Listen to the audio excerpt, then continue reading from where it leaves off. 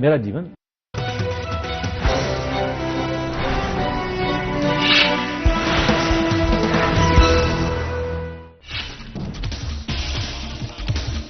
पंतनगर पहुंचे कृषि मंत्री गणेश जोशी, किसान सम्मेलन की तैयारियों का लिया जायजा, व्यवस्थाओं की विस्तृत ली जानकारी। डीएम ने नारायणी नक्षत्र पौधशाला का किया निरीक्षण, कहा मौसमी फलों की राष्ट्रीय अंतर्राष्ट्रीय बाजार में बड़ी मांग। देश में मौसम ने ली करवट, सीजन की दूसरी बर्फबारी शुरू, कार्तिक पूर्णिमा स्नान को लेकर श्रद्धालुओं में दिखा उत्साह। एसएसपी मणिकांत मिश्रा का नशा तस्करों के खिलाफ कड़ा रुख, पुलिस और एसटीएफ को मिली बड़ी सफलता। रुड़की में पेड़ पर लटका मिला युवक का शव मिलने से इलाके में मचा हड़कंप, पुलिस मामले की कर रही है जांच।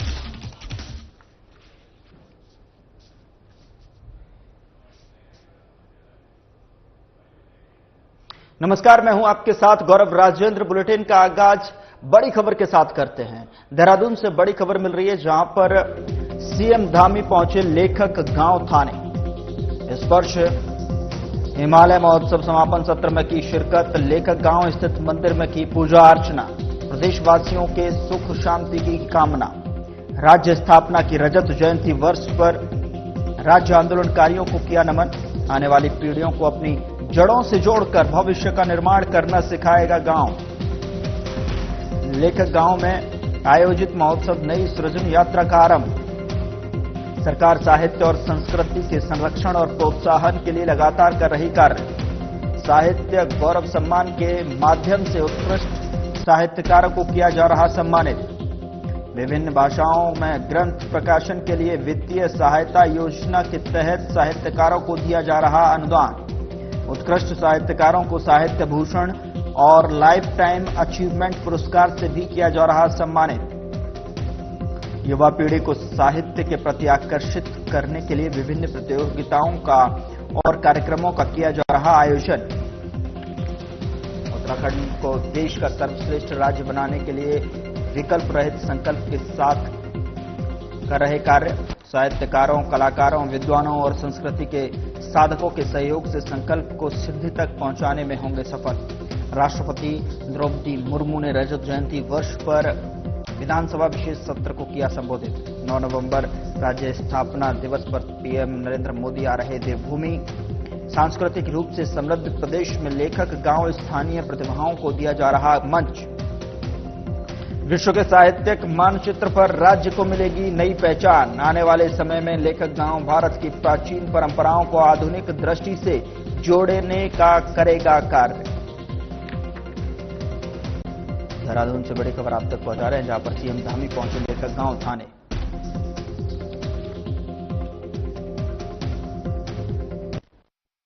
एक ईंट पत्थर की संरचना नहीं है, बल्कि उन विचारों का प्रतीक है जो समाज को दिशा देते हैं, समाज को आगे बढ़ने की प्रेरणा देते हैं और जो आने वाली पीढ़ियों को अपने जड़ों से जोड़ते हुए भविष्य का निर्माण करना सिखाते हैं। इसलिए लेखक गांव में जो ये अंतर्राष्ट्रीय सम्मेलन साहित्य का, संस्कृति का और कला का ये महोत्सव, ये केवल एक समापन सत्र नहीं है, बल्कि एक मैं कह रहा हूं कि इसकी ये समापन नहीं, बल्कि एक नई शुरुआत हो रही है, एक नया प्रारंभ हो रहा है और एक नई सृजन यात्रा यहां से प्रारंभ हो रही है। ये केवल एक गांव मात्र नहीं है, बल्कि विचारों की साधना स्थली है, जहां शब्द बीज बनकर अंकुरित होते हैं, जहां कला आत्मा को आलोकित करती है, जहां संस्कृति हमारी पहचान को संवारती है। भाइयों बहनों, उत्तराखंड जैसे सांस्कृतिक रूप से समृद्ध प्रदेश में लेखक गांव न केवल अनेक प्रतिभाओं को स्थानीय मंच देगा, बल्कि विश्व के साहित्यिक मानचित्र पर हमारे राज्य को एक नई पहचान भी प्रदान कर रहा है। और अभी अभी मुझे आदरणीय डॉक्टर निशंक जी ने बताया कि हमारे जो यूथ फाउंडेशन के जो हमारे युवा हैं, खबरों में आगे बढ़ते हैं। उधम सिंह नगर जनपद प्रभारी और कृषि मंत्री गणेश जोशी पंतनगर पहुंचे, जहां पर उन्होंने आपको बता दें कि उत्तराखंड राज्य गठन के 25 वर्ष पूर्ण होने के उपलक्ष्य में आयोजित रजत जयंती समारोह के तहत 7 नवंबर को गोविंद बल्लभ पंत कृषि और प्रौद्योगिक विश्वविद्यालय पंतनगर में होने वाले भव्य किसान सम्मेलन की तैयारियों का जायजा लिया। मंत्री जोशी ने अधिकारियों के साथ पंतनगर विश्वविद्यालय स्टेडियम का स्थलीय निरीक्षण के दौरान चल रही व्यवस्थाओं की विस्तृत जानकारी ली। अधिकारियों को निर्देश दिए कि कार्यक्रम की सभी तैयारियां समयबद्ध और गुणवत्तापूर्ण तरीके से पूर्ण की जाएं। कृषि मंत्री गणेश जोशी ने कहा, सम्मेलन राज्य के किसानों के लिए एक अवसर होगा जिसमें कृषि के क्षेत्र में नई तकनीकों, नवाचारों और योजनाओं की जानकारी किसानों को मिलेगी। मंत्री जोशी ने बताया कि किसान सम्मेलन का आयोजन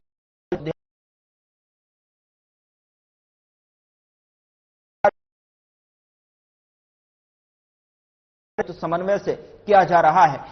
कहा कि सम्मेलन में सीएम पुष्कर सिंह धामी, राज्यसभा सांसद महेंद्र भट्ट, प्रगतिशील किसान और बड़ी संख्या में कृषक भाग लेंगे। कृषि मंत्री ने बताया कि कार्यक्रम को भव्य स्वरूप देने के लिए विशेष व्यवस्थाएं की जा रही हैं। सम्मेलन में लगभग 25 से प्रतिभागियों के शामिल होने की संभावना है। इस अवसर पर कृषि एवं संबंधित विभागों की बृहद प्रदर्शनी भी लगाई जाएगी, जिसमें किसानों को उन्नत कृषि तकनीकों, आधुनिक उपकरणों, बीजों और योजनाओं की जानकारी दी जाएगी।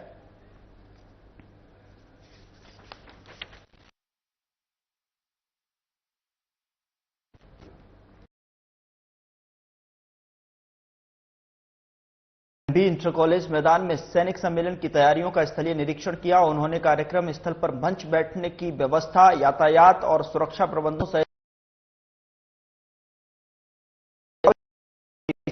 कल्याण मंत्री गणेश जोशी ने बताया कि उत्तराखंड राज्य स्थापना दिवस के रजत जयंती दिवस 6 नवंबर को हल्द्वानी में सैनिक सम्मेलन का भव्य आयोजन किया जा रहा है। इस सम्मेलन में नैनीताल, उधम सिंह नगर और अल्मोड़ा जिलों के पूर्व सैनिक बड़ी संख्या में प्रतिभाग कहा कि हल्द्वानी कुमाऊं का द्वार है और यहाँ सम्मेलन का आयोजन होगा। गौरव की बात है कि इस अवसर पर सीएम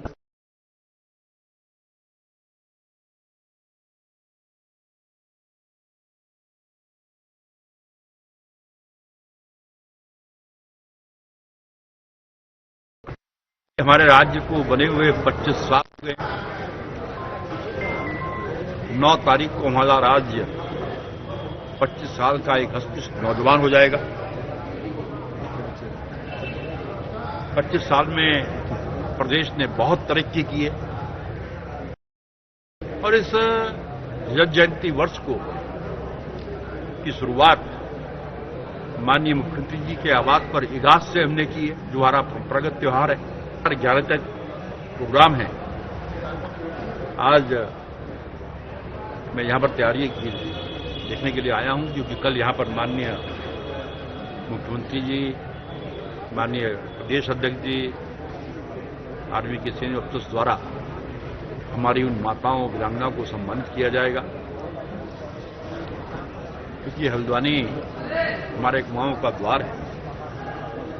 और आज 1,92,000 पूर्व सैनिक हमारे प्रदेश में रहते हैं और अन्य फोर्सेस को देखने हैं, सीआरपीएफ, बीएसएफ, आईटीबीपी, एसएसबी, और उनको जोड़े हैं तो लगभग 10 लाख से अधिक के लोग समूह के यहां पर हैं। का साथ विश्वास भारतीय जनता पार्टी के साथ है, क्योंकि मोदी जी ने इनकी 46 वर्ष से चल रही मांग 1 रैंक 1 पेंशन को अगर पूरा किया तो माननीय मोदी जी ने किया। यहां रुक रहे हैं एक छोटे से ब्रेक के लिए। ब्रेक के उस पार खबरों का सिलसिला लगातार जारी है।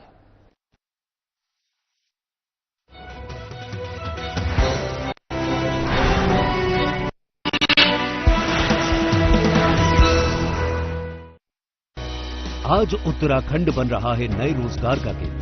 इस बदलाव की मिसाल बनी है मुख्यमंत्री स्वरोजगार योजना, जो प्रधानमंत्री नरेंद्र मोदी जी की प्रेरणा और मुख्यमंत्री पुष्कर सिंह धामी जी के दिशा निर्देश में चलने वाली एक महत्वाकांक्षी योजना है।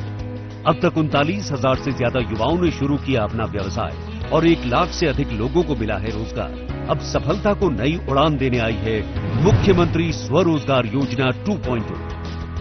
ये सिर्फ योजना नहीं बल्कि आर्थिक क्रांति है।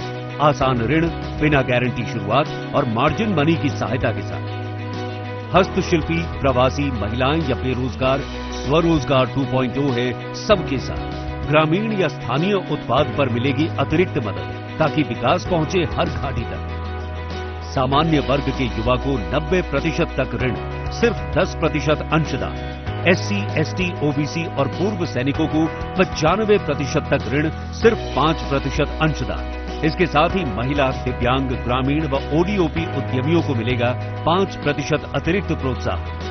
मुख्यमंत्री स्वरोजगार योजना 2.0 के तहत विनिर्माण इकाइयों के लिए 25 लाख तक, सेवा क्षेत्र जैसे सैलून व टेलरिंग के लिए 10 लाख तक और व्यापार जैसे जनरल स्टोर आदि के लिए भी 10 लाख तक की वित्तीय सहायता प्रदान की जाती है।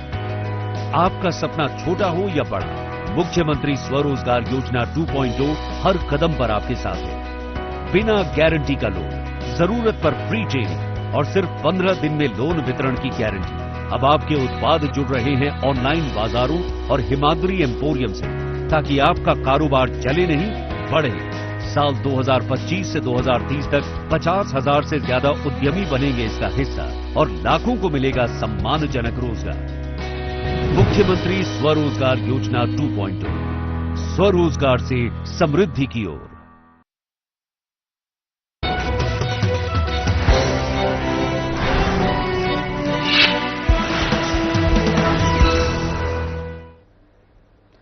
ब्रेक के बाद स्वागत है आपका। खबरों में आगे बढ़ते हैं। डीएम टिहरी नितिका खंडेलवाल ने नैनबाग के सम्याणी पाव स्थित नारायणी नक्षत्र पौधशाला का निरीक्षण किया और इस अवसर पर डीएम ने कहा कि विभिन्न प्रजाति के मौसमी फलों की राष्ट्रीय और अंतर्राष्ट्रीय बाजार में काफी मांग है।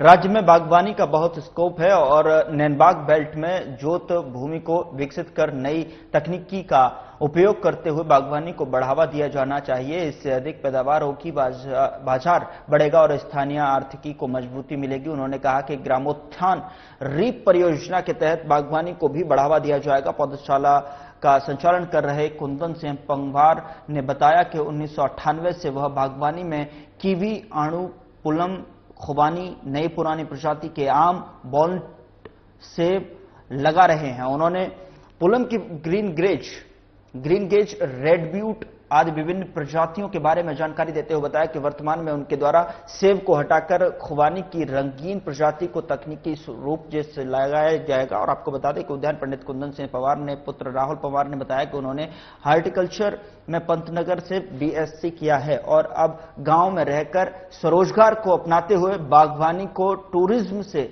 जोड़ने में पापा की मदद करेंगे।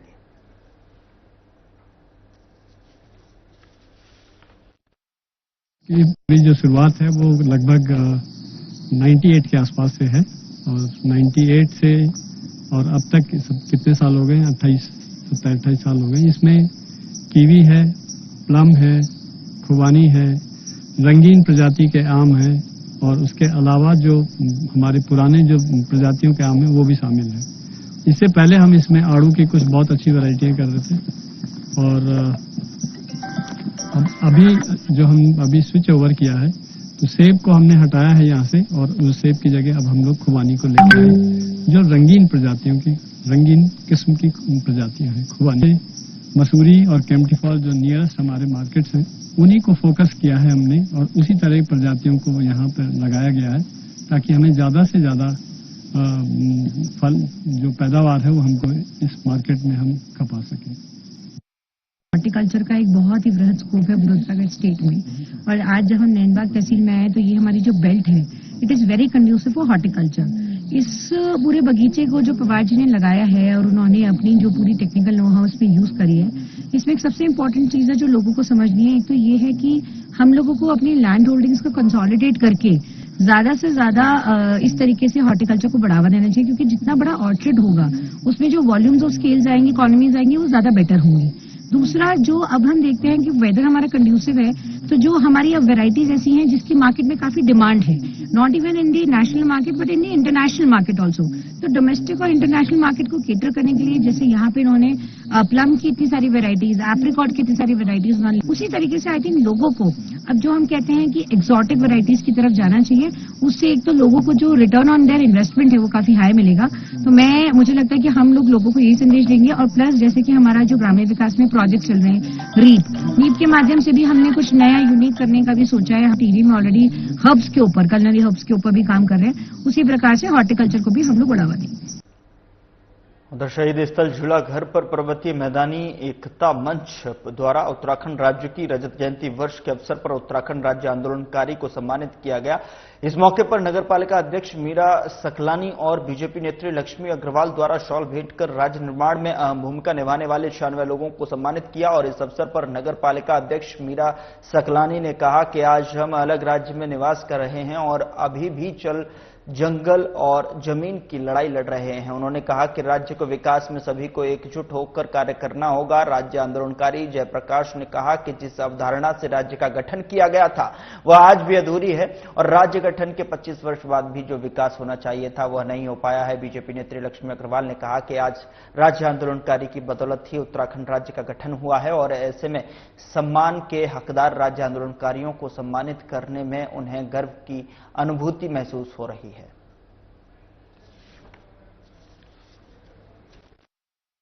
कुछ सवाल भी उठा और देखिए, अगर हम लोग ये उचित समय भी है कि उत्तराखंड बने हुए 25 साल हो गए हैं और इस समय भी अगर हम लोग शहीदों का सम्मान नहीं करेंगे तो कब करेंगे। तो ये मंच है उत्तराखंड के शहीदों को सम्मान करने का। मैं उत्तराखंड के उन देख पा रहे हैं। और रहे सवालों के विपक्ष की पार्टियों के द्वारा जो सवाल किए जा रहे हैं, मुझे लगता है कि देखिए ये सिल्वर जुबली है, उत्तराखंड राज्य की सिल्वर जुबली है और इसको उस तरीके से देखना चाहिए, ना कि सवालों की बौछार करनी चाहिए। देखिए, विकास की प्रक्रिया है। आप 70 सालों से देश का विकास हो रहा है ना, विकास की प्रक्रिया सतत निरंतर है। मुख्य लड़ाई जल, जंगल और जमीन की उत्तराखंड आंदोलनकारियों ने लड़ी थी। और देखिए, अगर हमारा जंगल रहेगा, हमारा जल रहेगा, हमारा जमीन रहेगी, हमारा पशुधन रहेगा, जन रहेगा तो जन, ये जो 5 जौ की जो हम लड़ाई शुरू से लड़ते थे, जन, जल, जंगल, जमीन, है ना, तो ये जो इन मुद्दों की जो हम लड़ाई लड़ते थे शुरू से, मुझे लगता है कि हाँ, निश्चित रूप से कहीं ना कहीं वो मुद्दे गौण होते जा रहे हैं। क्योंकि अगर हम जल, जंगल, जमीन की लड़ाई लड़ रहे हैं तो उसके लिए पहाड़ को बचाना बहुत जरूरी है।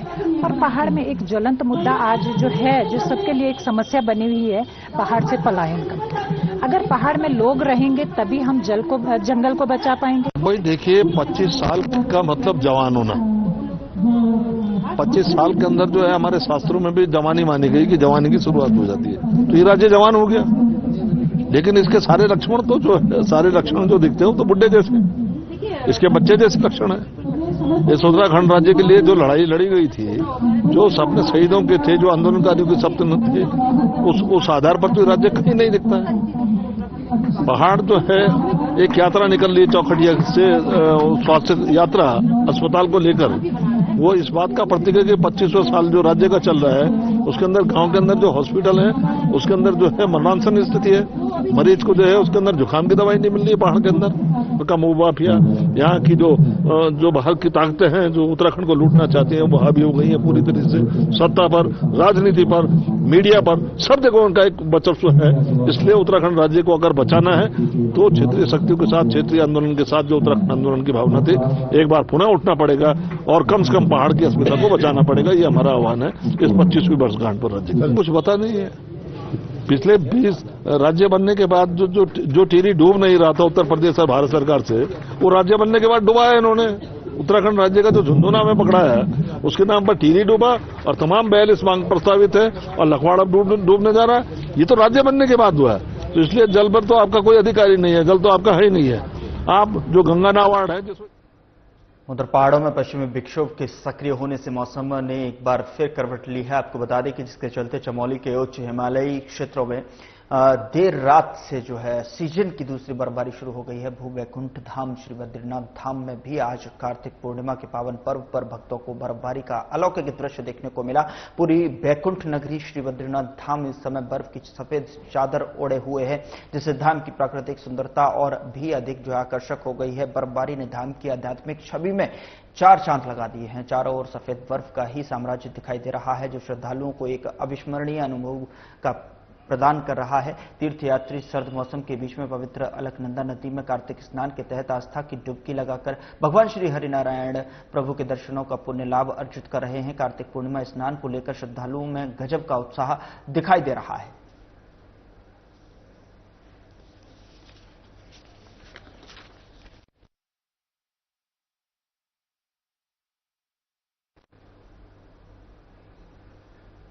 खबरों में आगे बढ़ते हैं। सीएम के नशा मुक्त उत्तराखंड अभियान को साकार कर रहे एसएसपी मणिकांत मिश्रा।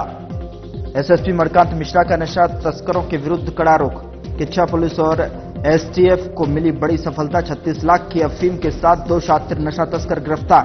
तो सीएम के नशा मुक्त उत्तराखंड अभियान को साकार कर रहे एसएसपी मणिकांत मिश्रा बरेली निवासी 2 नशा तस्कर के कब्जे से 3 किलो से अधिक अफीम बरामद। अंतर्राष्ट्रीय बाजार में अफीम की कीमत 36 लाख रुपए आंकी गई। पुलिस ने कोर्ट के आदेश पर तस्करों को भेजा जेल। आरोपी के खिलाफ पूर्व में भी डकैती और गैंगस्टर सहित कई संगीन मुकदमे दर्ज। नशे के सौदागरों को बिल्कुल भी नहीं जाएगा बख्शा। यह एसएसपी मणिकांत मिश्रा की तरफ से कहा गया है। नशा तस्करी में लिप्त तत्वों के विरुद्ध की जाएगी कठोरतम कार्रवाई।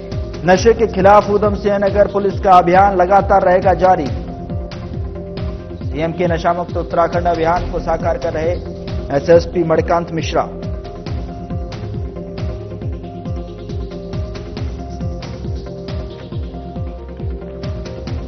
माननीय मुख्यमंत्री उत्तराखंड श्री पुष्कर सिंह धामी महोदय के नशा मुक्त उत्तराखंड अभियान को साकार करने के क्रम में उधम सिंह नगर पुलिस लगातार नशा तस्करों के विरुद्ध बड़ी कार्रवाई कर रही है।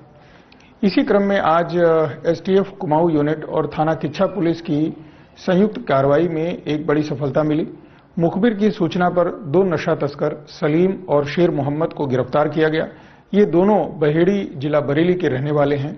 इनके पास से लगभग 3 किलोग्राम अफीम बरामद हुई, जिसकी अंतर्राष्ट्रीय बाजार में कीमत 36 लाख रुपए है। अभियुक्त सलीम एक शातिर किस्म का अपराधी है, जिसके विरुद्ध बहेड़ी में 40 लाख की डकैती और गैंगस्टर के मुकदमे पंजीकृत हैं। थाना किच्छा में एनडीपीएस के तहत संबंधित धाराओं में अपराध पंजीकृत किया गया और आज इन दोनों अभियुक्तों को न्यायालय के समक्ष प्रस्तुत किया जा रहा है। अगली बड़ी खबर का रुख करते हैं। बड़ी खबर देहरादून से मिल रही है, जहां पर सीएम धामी पहुंचे लेखक गांव थानों। स्पर्श हिमालय महोत्सव समापन सत्र में की शिरकत। लेखक गांव स्थित मंदिर में की पूजा अर्चना। प्रदेशवासियों के सुख शांति की कामना। राज्य स्थापना की रजत जयंती वर्ष पर राज्य आंदोलनकारियों को किया नमन। आने वाली पीढ़ियों को अपनी जड़ों से जोड़कर भविष्य का निर्माण करना सिखाएगा गांव। सीएम धामी की तरफ से कहा गया, लेखक गांव में आयोजित महोत्सव नई सृजन यात्रा का आरंभ। सरकार साहित्य और संस्कृति के संरक्षण और प्रोत्साहन के लिए लगातार कर रही कार्य। साहित्य गौरव सम्मान के माध्यम से उत्कृष्ट साहित्यकारों को किया जा रहा सम्मानित। विभिन्न भाषाओं में ग्रंथ प्रकाशन के लिए वित्तीय सहायता योजना के तहत साहित्यकारों को दिया जा रहा अनुदान। उत्कृष्ट साहित्यकारों को साहित्य भूषण और लाइफ टाइम अचीवमेंट पुरस्कार से भी किया जा रहा सम्मानित। युवा पीढ़ी को साहित्य के प्रति आकर्षित करने के लिए विभिन्न प्रतियोगिताओं और कार्यक्रमों का किया जा रहा आयोजन।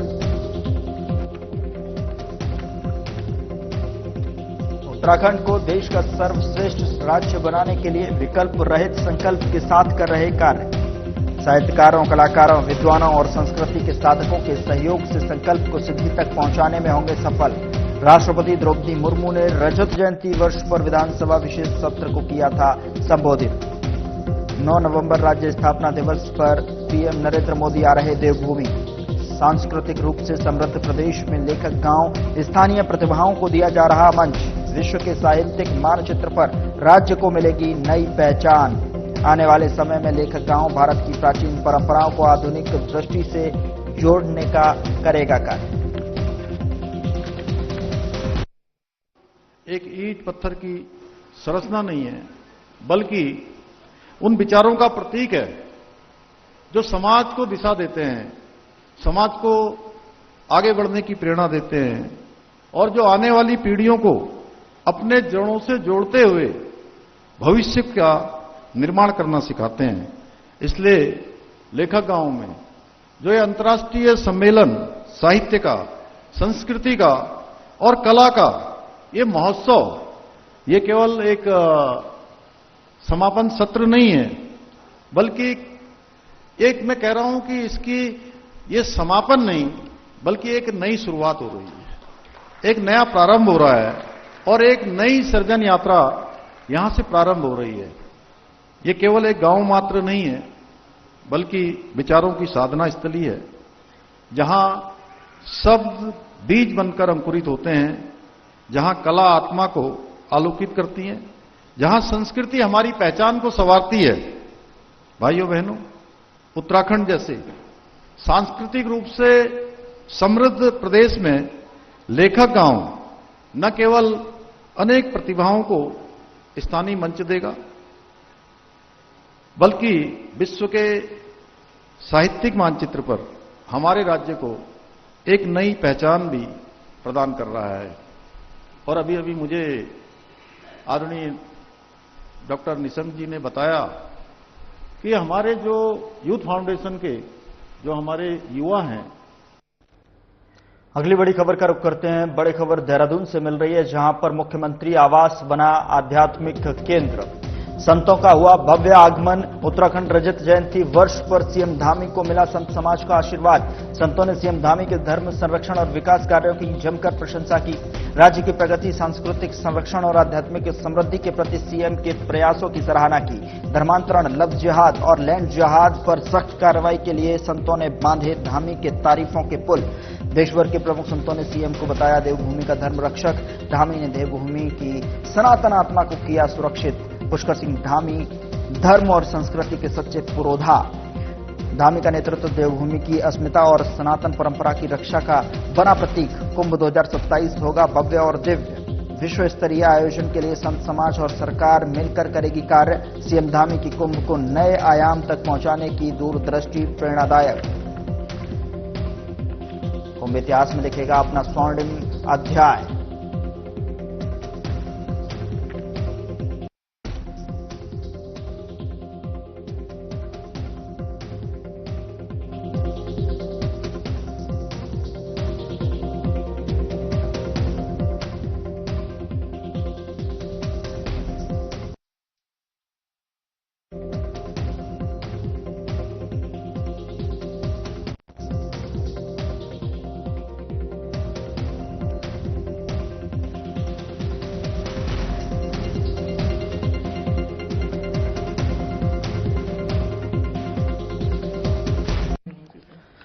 हमारा भारत अभूतपूर्व है। इस भारत की विविधता इसी सब में है कि अनेक राज्य होने के बावजूद भी हमारे भारत धर्म और संस्कृति से जुड़ा हुआ है।